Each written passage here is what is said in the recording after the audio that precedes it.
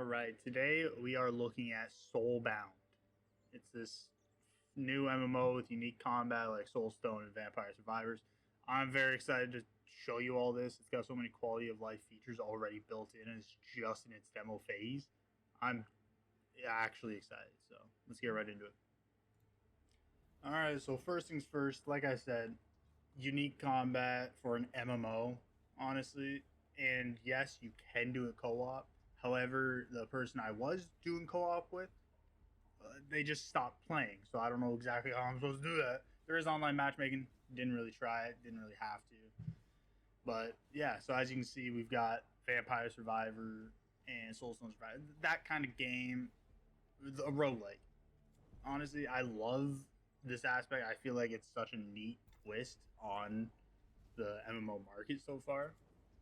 And it already goes way beyond the scope of just combat. We've already got a list of skills, which I might add through a demo is pretty impressive. They already have the idea of going up to 99, similar to RuneScape. Keep that in mind. And a list of those skills, I believe we have harvesting. You go around collect stuff like hemp and that help you upgrade your workbenches, craft gear.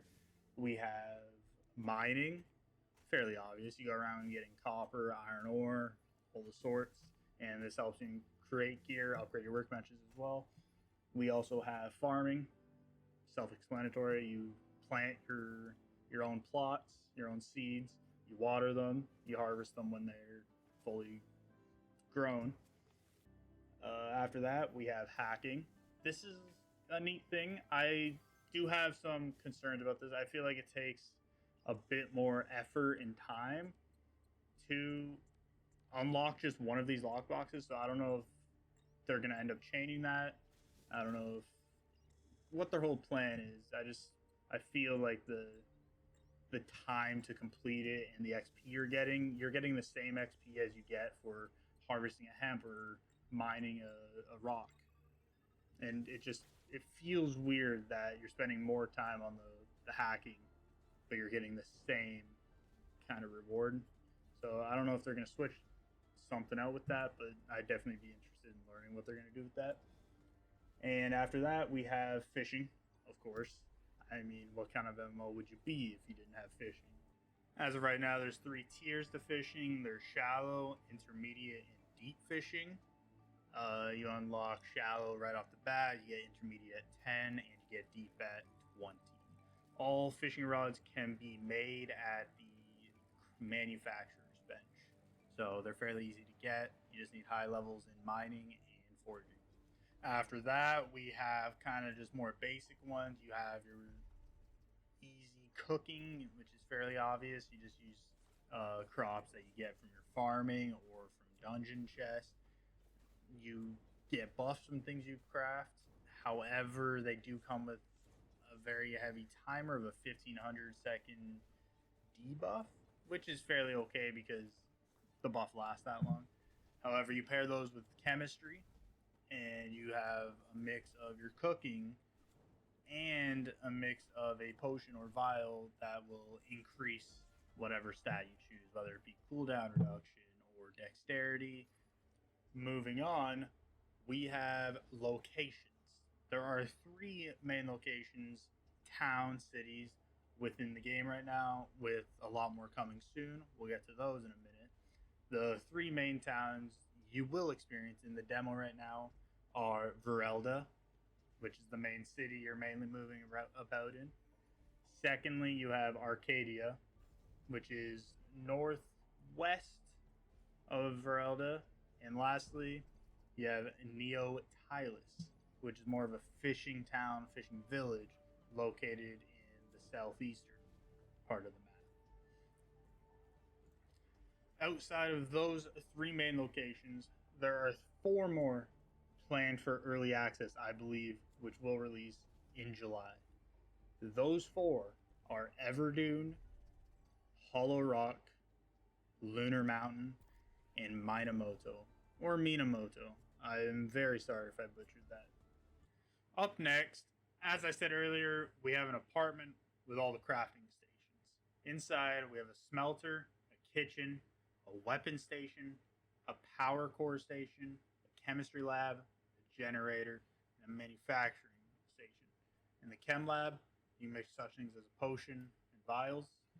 The power core forge, you're able to make power cores for your weapon and ability upgrades, skill upgrades, I should say.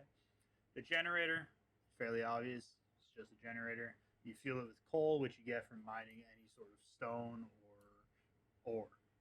The manufacturing station is where you kind of come to make all your tools for your skill or for your farming trades.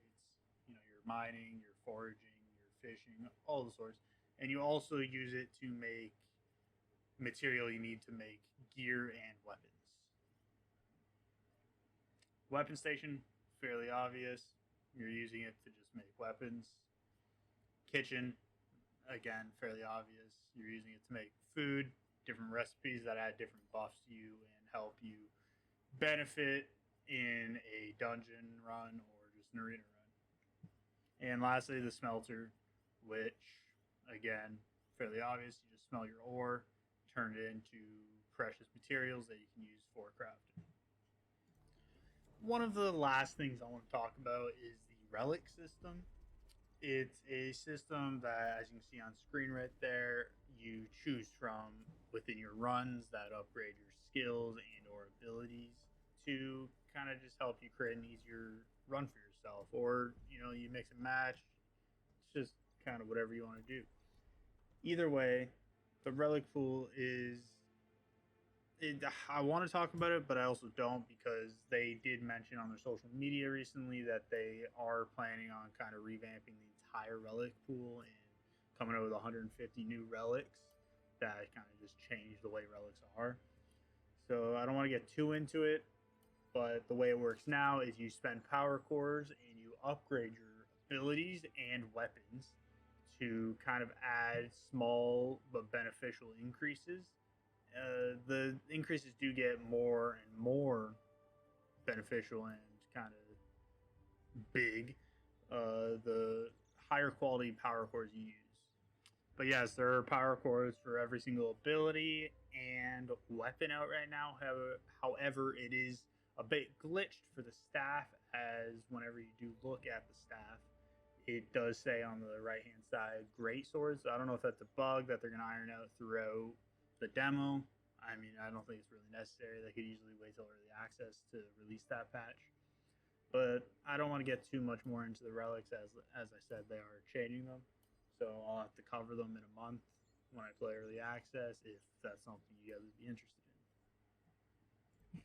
The very last thing I want to end this video on is a sort of short guide on how to ease a new player's life in this game. There is one thing that isn't really shown. It's a quest that you can do fairly early on. As soon as you get to Arcadia, it unlocks a skateboard, a hoverboard. I call it a skateboard. It could be a hoverboard easily. I'm going to show you a short clip of what it's like before you get the skateboard. And then I'm going to show you a short clip of me using the skateboard. And you'll 100% be thankful that I show you this short guide on how you can unlock the skateboard. Now, what you're about to see is your life when you don't have a skateboard and you leave one of the towns to travel to another town. It's kind of horrendous, really. And truthfully, I didn't even know about the hoverboard skateboard until someone told me about it. And as you can see, it makes life just kind of 100 times easier. This is going to be the short guide on what exactly you need to do to unlock the hoverboard. The first thing you're going to want to do is get to Arcadia. You're going to want to go to the eastern side of Arcadia, and next to this little beacon there will be an NPC. He's not there for me as I already did it, and he's going to have a question mark on his head. He might not. You want to click him, and he's going to talk to you about getting a med kit. And what you want to do is you want to follow that quest line. It will take you to Neotilis, and it will tell you where to go. You'll talk to an NPC within Neotilis, acquire the med kit, and then once you're done that, you want to come back here and you want to hand him the med kit, he will give you a skateboard. However, to access it, what you're going to want to do is open your backpack, go to key items, and then it will be under mounts. And you just want to equip that. Once you do, you just click Y, and you will activate your hoverboard. And thank you very much for tuning in. I hope I came across clear and was able to maybe sway you into trying the game. Thank you.